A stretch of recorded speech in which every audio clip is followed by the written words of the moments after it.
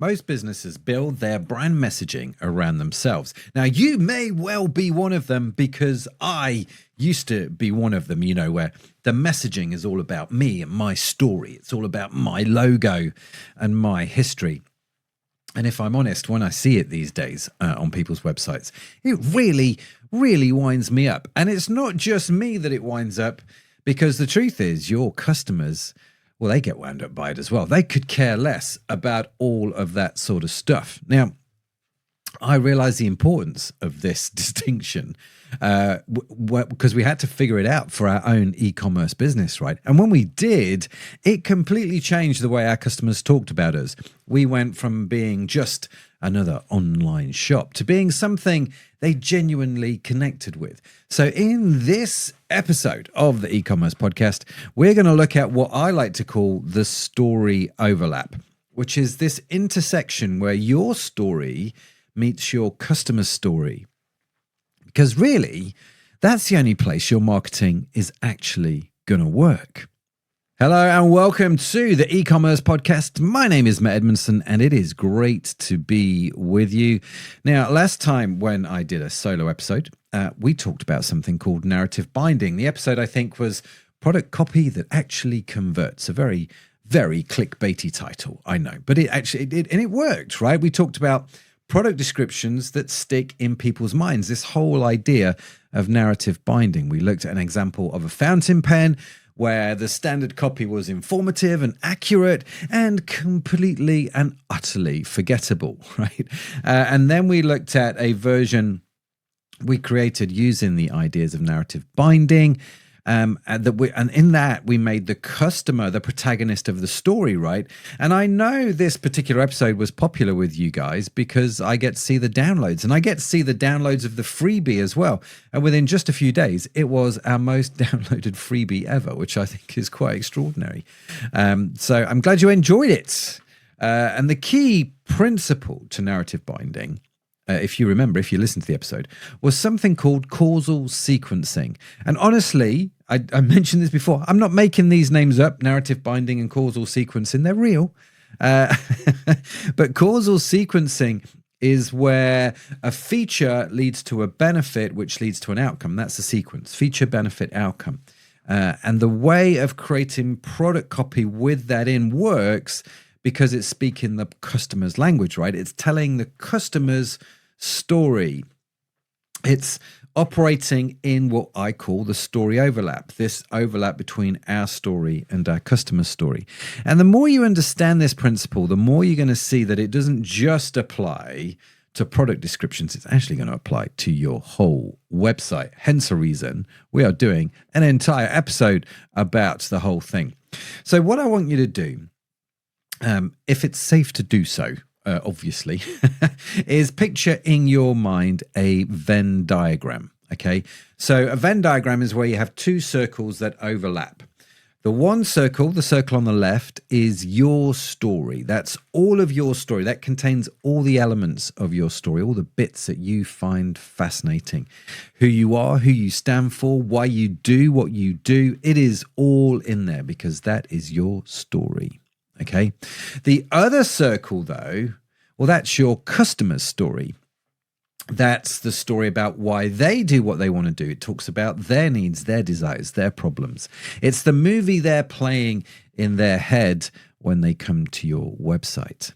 And the overlap, the story overlap, is that little sliver in the middle where the two circles meet, where they overlap with each other. And in marketing, if I'm honest with you, that's the only bit that matters because everything outside of that is just noise. Why? Well, because our customers care profoundly about their own story, but they care very little about your story. And so if your website is focused on your story, you're talking a language your customers care little about. Things like our company history, our awards, our founding year. It's all our story, isn't it? It's not their story. And I know that you care deeply about it. I know it's important to you because the customer doesn't see the hours you've put into creating that story, right?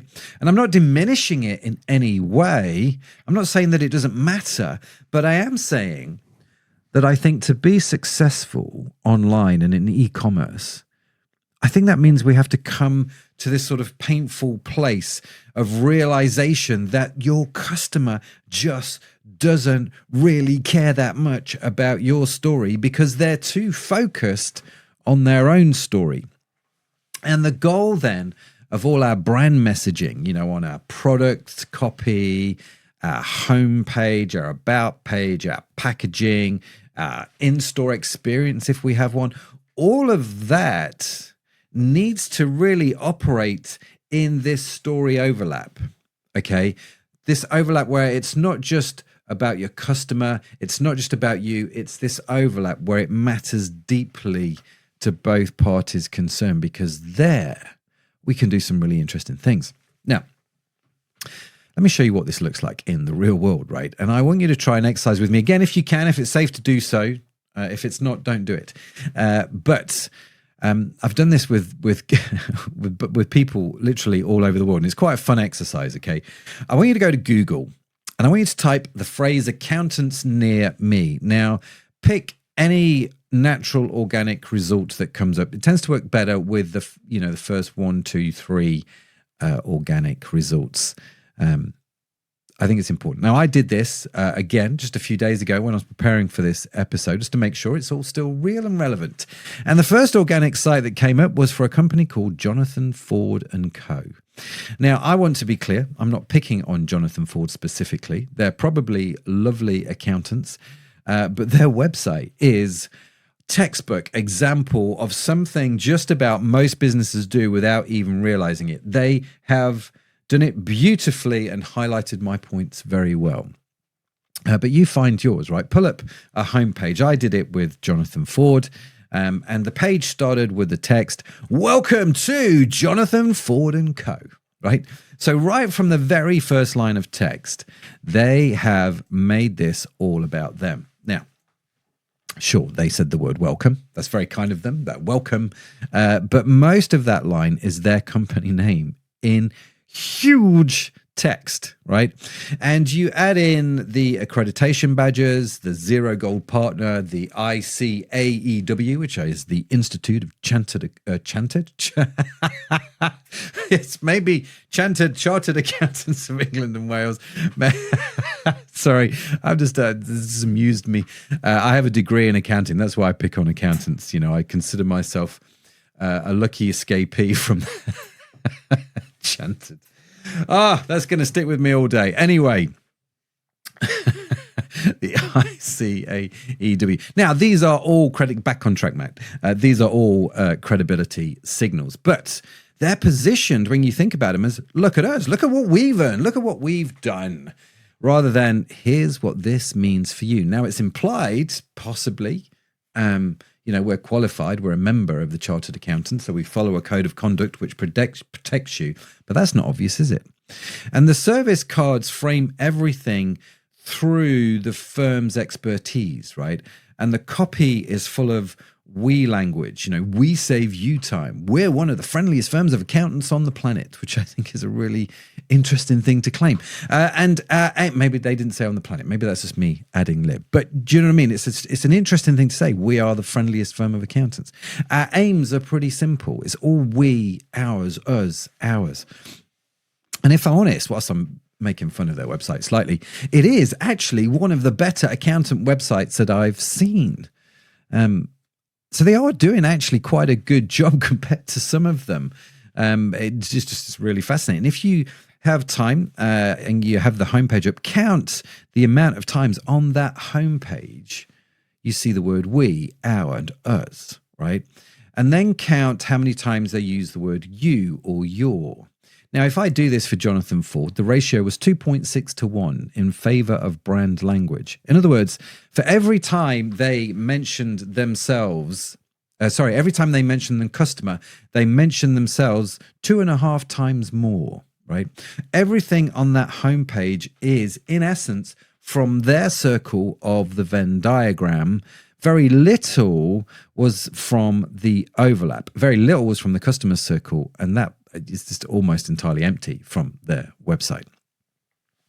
And of course, if you've made it this far, the question instantly becomes, what's the ratio on your page, right? If you go to your website, your homepage of your e-commerce site, count how many times you see the word we as our, count how many times you see the word you, your, etc. What is that ratio? What are you like? Are you above 1 or below 1? I'd be curious to know.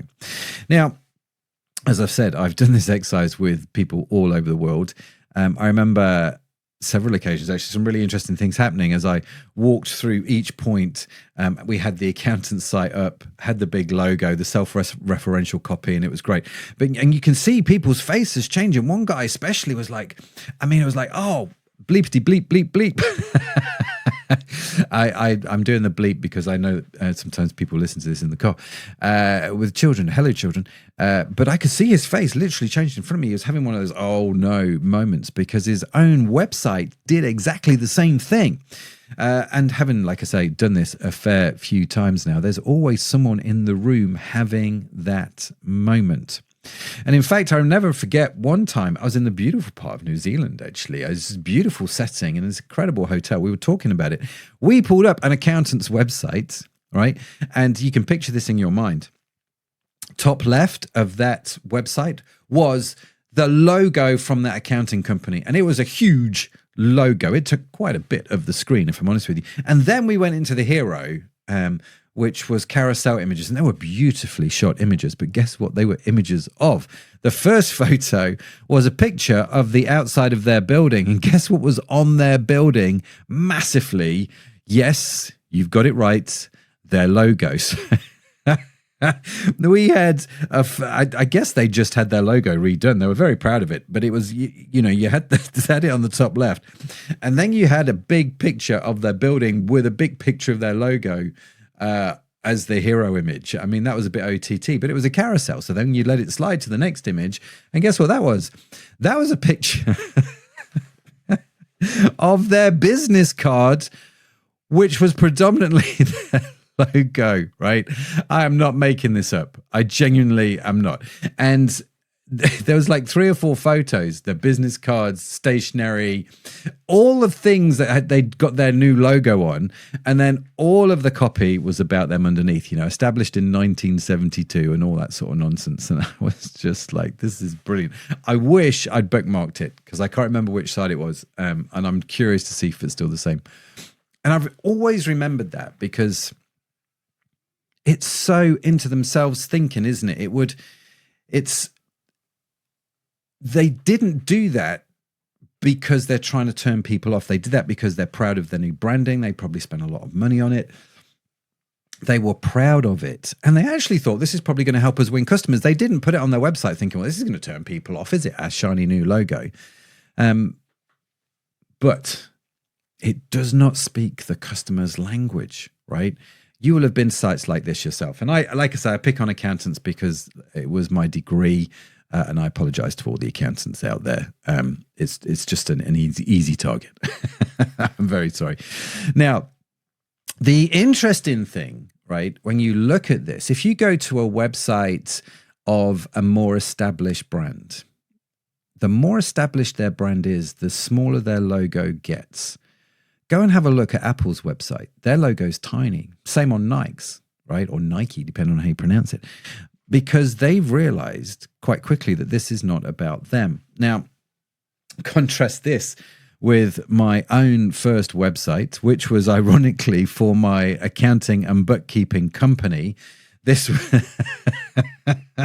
was back in the day when Flash was a thing. If you go back in, far enough in the internet and you remember those days where Flash animation absolutely was this incredible thing that added animation to our website.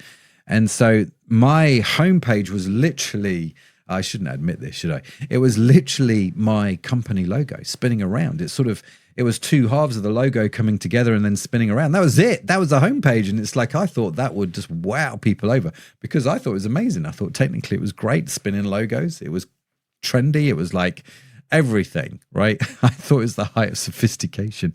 Um, it's funny when you look back, isn't it? I thought it was the coolest thing ever on the internet, and maybe it was. I don't think it was, but I thought it was. But I was so wrong, wasn't I? But that's what our default thinking is. Maybe your whole homepage is not your logo, your branding. But I think there's this subtle underlying idea that in our marketing, in our copy, in what we do, we try and make everything about us rather than about this story overlap. And as we mature, I think we learn to shrink our logo and grow the customer's story. I think that's one of the things that happens as we mature in marketing. Let me take a quick aside here. Now stay with me because it does connect, right? But there's something I wanted to draw in here, which might sound a bit odd. I have done the Lee Childs, he wrote the Jack Reacher series, James Patterson, he's another thriller writer, and Harlan Coben. All three of those prolific thriller authors have done courses, online courses, and I have done all of them. And I have a theory, right, that I think everyone in e-commerce should do them too. Now, I'm not on commission, maybe I should be. And it's not because I think you should become a novelist. I mean, if have at it if you want to do that, send me the book. What I learned by doing those courses was in some respects more than I ever learned in all the marketing courses, because I understood for the first time story structure and what story is and how to tell story better, which I think makes us better at communicating with our customers. A really simple example from the Lee Childs course, the guy that wrote Jack Reacher novels. I learned about creating suspense, right, through showing the effect before the cause. So you take this really boring example, okay? Donnie spilled his coffee and had to change his shirt. A really simple sentence. And whilst it's informative, it contains not really any surprise other than you might go, well, why did he spill his coffee? But if I just change that sentence around slightly and start with, Donnie had to change his shirt because he spilt coffee over it. Now you see there's a micro mystery. So the reader's now leaning in, wondering, well, why does Donnie need to change his shirt? And then I tell them. And actually the secret to story, that suspense, is basically right there. It's showing an event and revealing the why later. It's like you're giving the customer the question why, and then leading them on an adventure to find the answer, right? And here's why that matters for this thing called the story overlap. It's how the brain leaves in. It's how curiosity pulls people forward, right? And we can use that to pull customers into the narrative, into the story, this story overlap, the narrative that they care about, the one that they want to lean into because it's their own. And this overlap is where we take our story and make it feel like their story, because that's what good storytelling is all about. Lee Childs talks about he wants to be Jack Reacher, and he just tells that story on paper. So we all want to be Jack Reacher. Well, maybe not all of us, but you get what I'm saying. So bringing that idea then into e-commerce is a really quick and obvious example of this story overlap in action. Probably overused, but you'll get the point. When Apple launched the iPod in 2001, everybody was talking about specs. This has got a 5 gigabyte hard drive. This has got FireWire connectivity. This is an ultra portable MP3 player. All very true, all very informative, all very accurate. But Apple turned around and said, this is 1,000 songs in your pocket. Might not have had the biggest hard drive, might not have had the best specs, but they understood how to talk the language of the customer. 5 gigabytes of memory. Well, that's Apple's story. That's maybe the feature that we've added to it, right? It's a technical achievement. But 1,000 songs in your pocket is actually that overlap. That's the customer story. And it's what they actually want, right? I didn't know what 5 gigabytes meant, but I understood 1,000 songs in my pocket. And that meant my music was everywhere easily without carrying a whole bunch of CDs or tapes if you go back far enough, right? And it's what we understood. To understand how many songs a gigabyte could carry, you needed to do maths. And the genius, right, is that both statements describe the same product the 5 gigabyte or the 1,000 songs in your pocket, but one operates in the overlap and the other doesn't. And Steve Jobs, I think, had this real talent to do this well. He had this clear in his mind, didn't he, months before they named the thing. And when he does a demonstration and he pulls it out of his pocket, his jeans pocket at the keynote, and he says, the iPod, 1,000 songs in your pocket. That's the overlap. That's where the message lands. Now, this principle doesn't stop at product descriptions. As I said, it applies everywhere, especially where our brand meets our customer. We call them touch points, right? It applies to all our touch points. Take landing pages, for example. Are they about us or are they about the customer's problem? Our home pages, is it a brochure about our company or a gateway to solving customers' problems? And even our about page, which, by the way, is consistently in the top 5 most visited pages on any e-commerce website.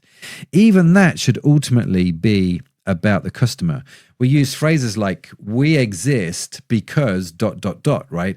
Which leads straight into the customer's story. We exist to solve this problem for you. And a tactic that I found really helpful over the years, which you may or may not want to rob, is simply to keep an eye on the Netflix site. I think they're really good at headlines, at mastering, right? So their headline currently is, if you're not logged in, unlimited movies, TV shows, and more. Watch anywhere, cancel anytime. There's not a single we in sight. There's no mention of their streaming technology. There's no mention of their content library, other than it's got the word unlimited. There's no founding story. It's just what the customer wants. They want content, they want freedom, and they don't want any risk, right? And over the years, I've noticed with Netflix a formula underneath how it writes its headlines, which I think is quite clever. It consists of 3 things, okay? And you can steal these for your headlines on your own e-com sites. It consists of a verb, it consists of an object, and it consists of something I call the sexiness factor. Oh, yes. Now, if you think for Netflix, the ideal verb is always watch, right? To watch. That's what you do with Netflix. You watch.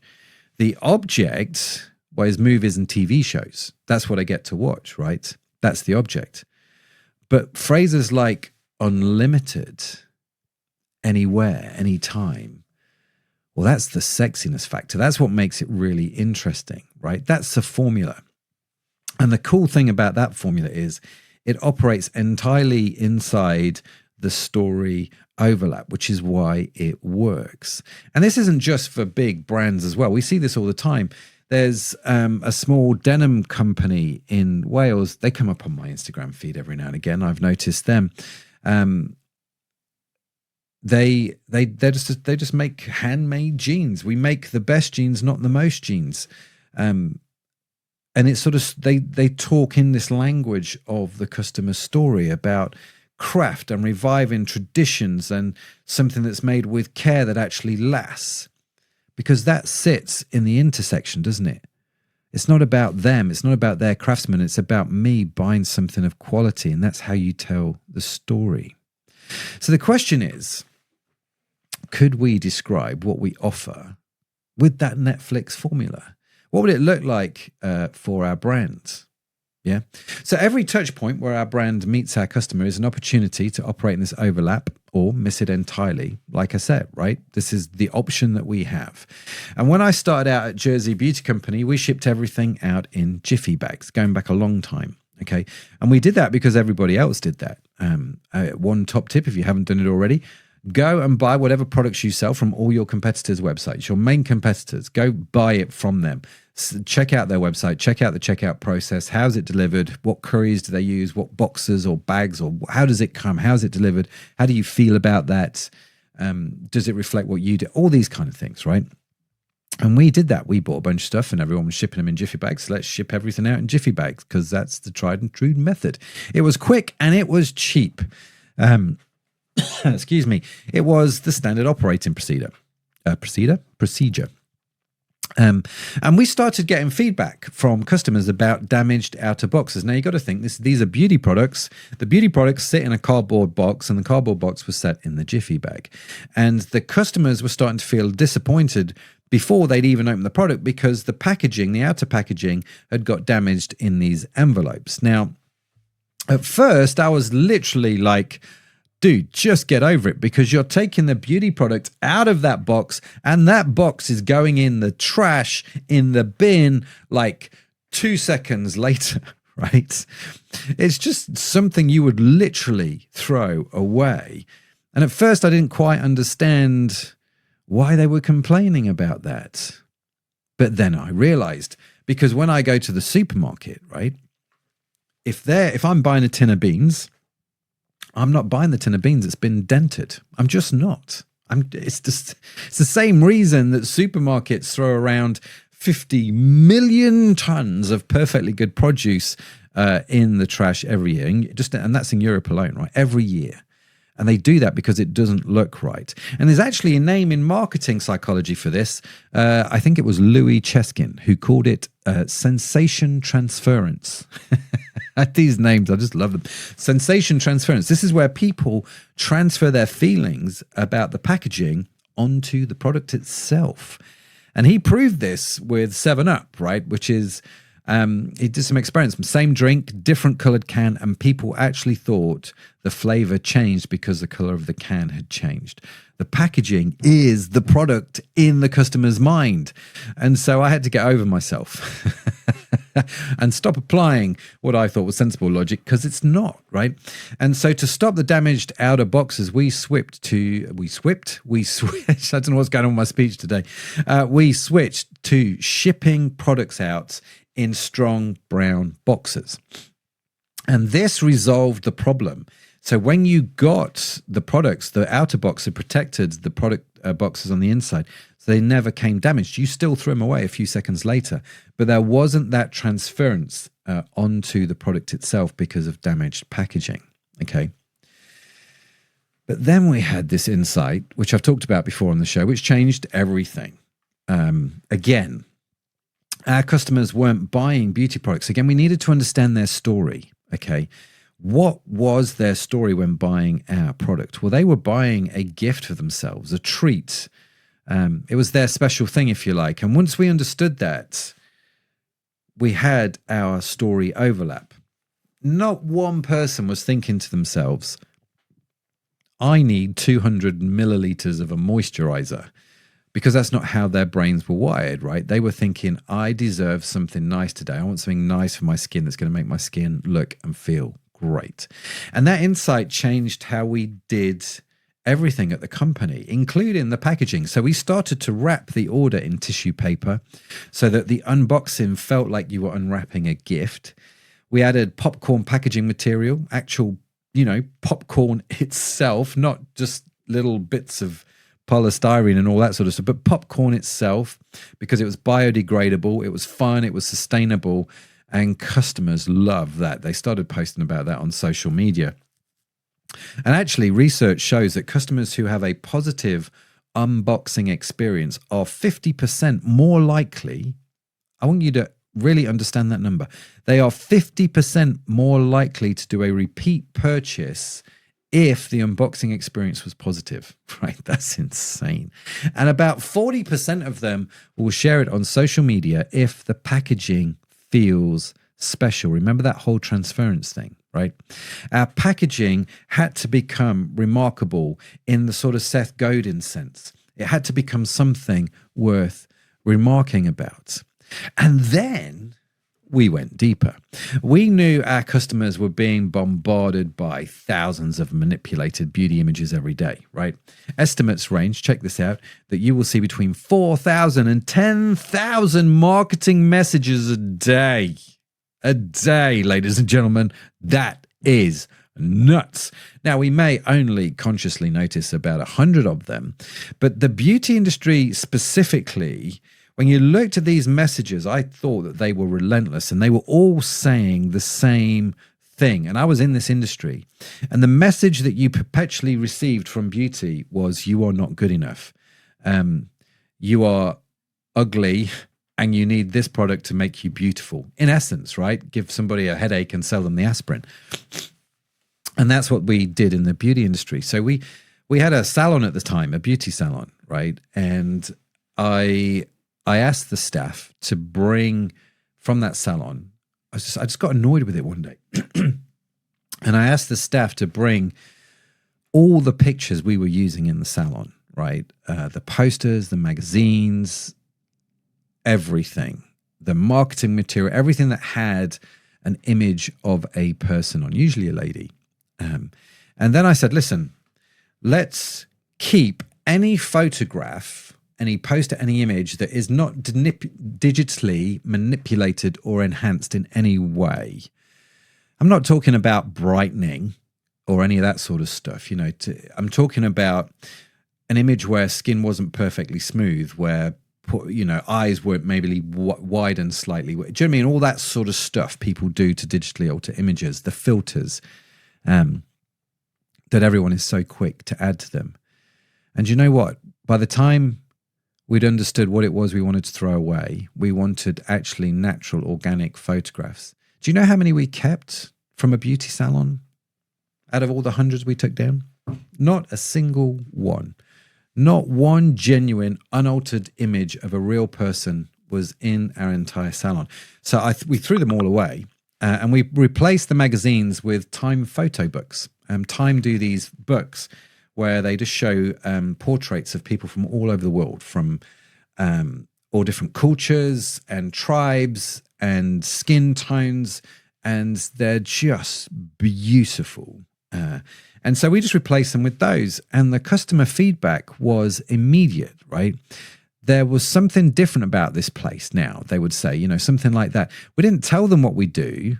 They didn't even figure out what we'd done, but they felt the whole place had changed. So we did the same thing on the website as well, right?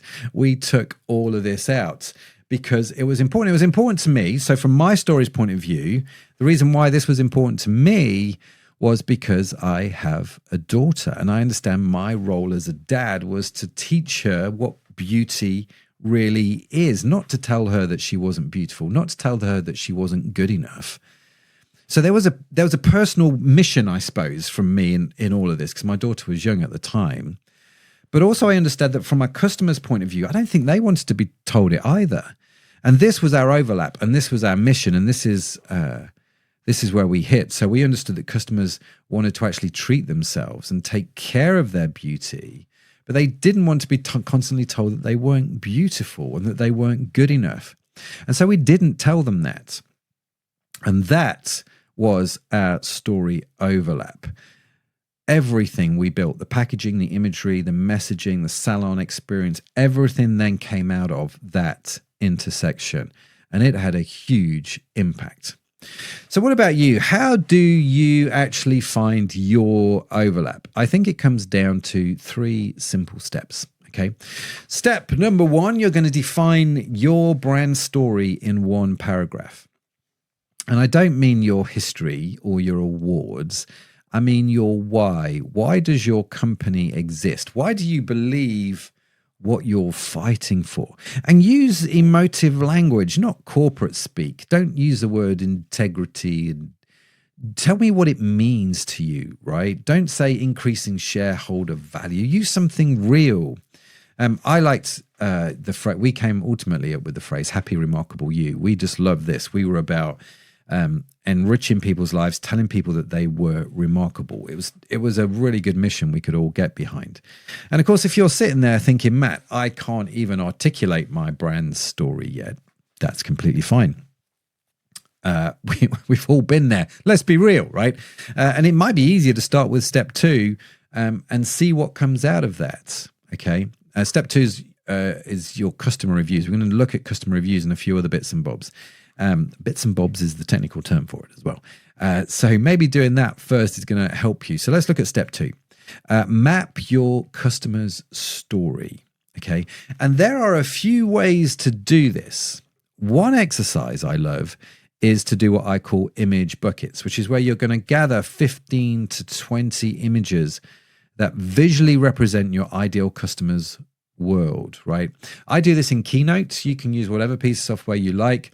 I have Keynote on my left screen. I have Google image search on the right-hand screen, and I'll just scroll images and I will drag them across to Keynote. The images are going to represent their morning routine, their workspace, their aspirations, their frustrations, their visual clues, all those kind of things that what you want to reveal insights. Okay, so you'll start to notice things like fonts. There'll be consistency of fonts, consistency of colors, clothing, what color are they wearing, what type of materials is it, what geometric shapes are involved.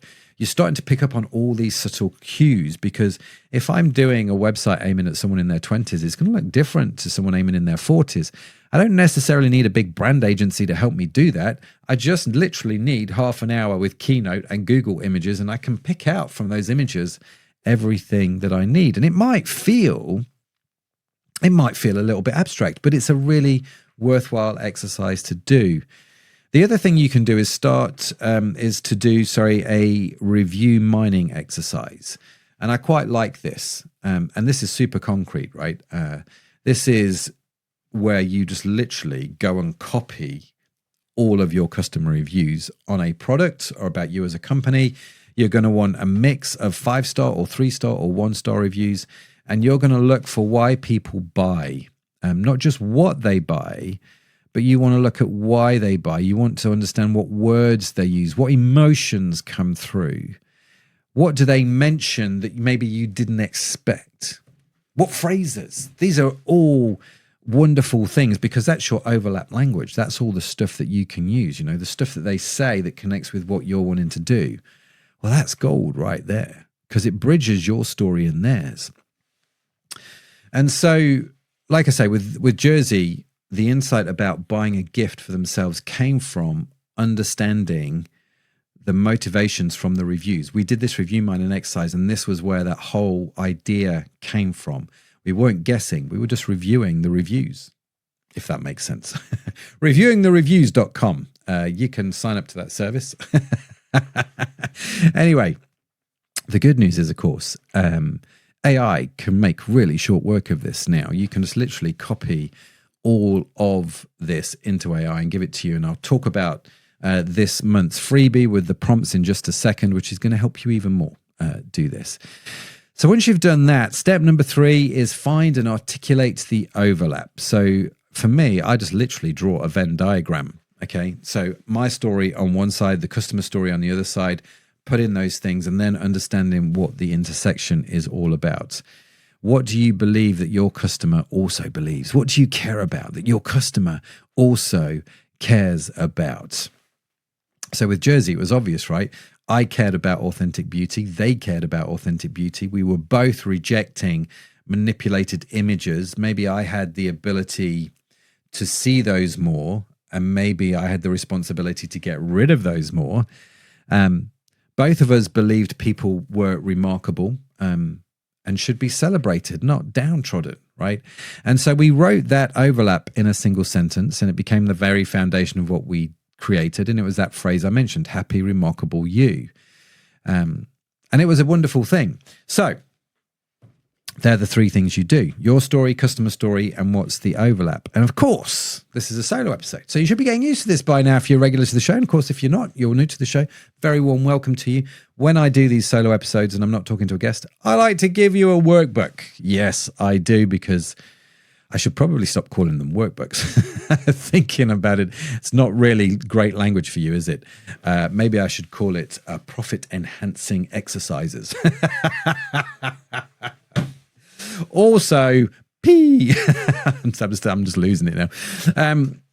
We've got the story overlap workbook that walks you through these 3 steps, right? It's got the Venn diagram templates. And of course, being AI, I've given you the prompts that I use now in AI. Before, we used to have to do this and it would take days and days. Now you can do it in a matter of, an hour or 2 with AI. It's just a wonderful thing. So you've got the prompts for mining your customer reviews. There's even prompts you can use for the image buckets exercise. If you find extracting images a bit too abstract, AI can give you the kind of images that it thinks you would see if you did that exercise. It's not as good, I don't think, but you can do it. That may be helpful. It also might help you search for images along the right track. Of course, the download is entirely free, and the link is in the description below, or you can just go to ecommercepodcast.net, click on the resources link and look for the story overlap, and you will find that there. Now, the story overlap, right? This isn't just about copy, as I've mentioned. This is an important point. It applies everywhere to every touch point where your brand and the customer intersect. So with Jersey, we learned it wasn't just about the copy we put on the website, but it included the Jiffy bags and transforming those into the brown box and transforming the brown box into a gift box. It included the salon experience where we replaced some manipulated images with real photos of real people. It included every visual element on our website, every photograph in our marketing, and even how we developed our own skincare range. That sort of all came out of it. And this principle, I think, carries through what I call the slingshot framework, the framework which underrides everything to running a successful e-com business. We're going to be learning more about this as we go along over the coming year. A lot of good stuff coming out. So make sure you stay connected with us on that, okay? And it applies to, so the story overlap, applies to how we sell, how we market, how we optimize, the experience we create, how we grow, all of it. Super, super important. So let me bring all of this together. Okay, the key takeaway from today is this. Our brand messaging only matters and is really only effective in the story overlap. If you find that story overlap, everything becomes clearer. Your copy, your packaging, imagery, customer experience, everything becomes clearer. So make sure you get the workbook or the profit enhancing, what did I call it? The profit enhancing experience, P, whichever title you prefer, right? Pull that out and start working through the exercises and find that language for you, that sliver, because it's going to have a remarkable impact on your business. Yes, it is. Hopefully you've got some good stuff out of this. Like I say, more good stuff coming as we go through the Slingshot framework over the coming months. But that's it for this week. Let me know how you get on with the workbook. Thanks so much for listening. It's been an absolute joy and privilege to, I really am enjoying these solo episodes. I'm not going to lie. I love talking to guests, and we still do the guests. Obviously, 3 out of 4 episodes is all about the guests. But preparing these solo episodes really is challenging for me because I have to think about the frameworks and how to communicate them in a way that makes sense. How do I get things out of my head, which is really, really helpful. And I've really been enjoying them. So thank you for allowing me to do these. Thank you for listening to me as we go through them. I just love e-com, and helping you guys get better at it is just a real joy and privilege. If you would like to know more about working with me, we have something called Cohort, which are also free groups, by the way. You can come join Cohort, where there are other e-commercers, and we are all trying to figure out this e-commerce journey and story together. We would love to see you in that. It's entirely free. Do come and join us. It's on Zoom. It's once a month. It's really, really good. People are loving it. Some great testimonies coming out of it. Some really good stuff, actually, which we'll put on the site soon. But you can find out more about Cohort at ecommercepodcast.net/cohort. You will find a form there which enables you to sign up. And I think, if memory serves me correctly, and memory could be playing tricks on me, don't hold me to this, but I think in this week's newsletter, the newsletter that we send out every week attached to the e-commerce podcast, will be Tina's story from the Cohort. So go check out Tina at tile.co.uk. And I think that's it from me. Thank you so much for joining us. Have a fantastic week wherever you are in the world. I'll see you next time. Bye for now.